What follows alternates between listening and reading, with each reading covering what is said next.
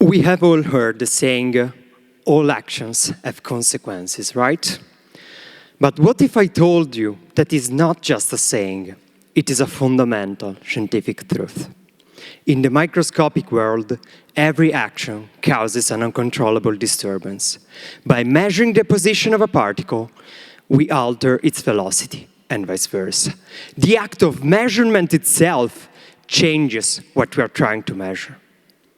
But why does this happen?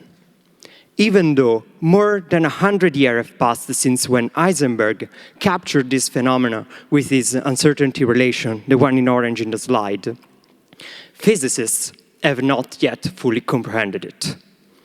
In order to improve our understanding of this phenomena, instead of studying it within quantum theory, I wondered what can be said about it by making the minimal assumptions possible. A bit like when you want to study how a ball moves and you consider the case without friction.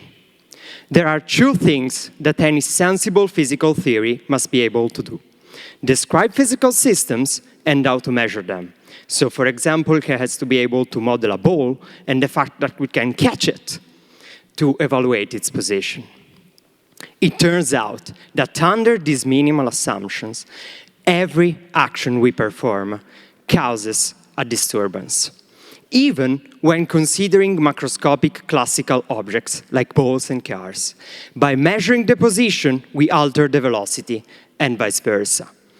This implies that a property that was considered so characteristic of the quantum world is instead at the core of any physical theory that we could ever imagine. It is really a fundamental property of our reality. In the future, I will study what happens when more complexity is added, when one is also able to interact with physical systems in other ways than just measuring them, to determine why this disturbance disappears in the classical case, while it does not in the quantum one.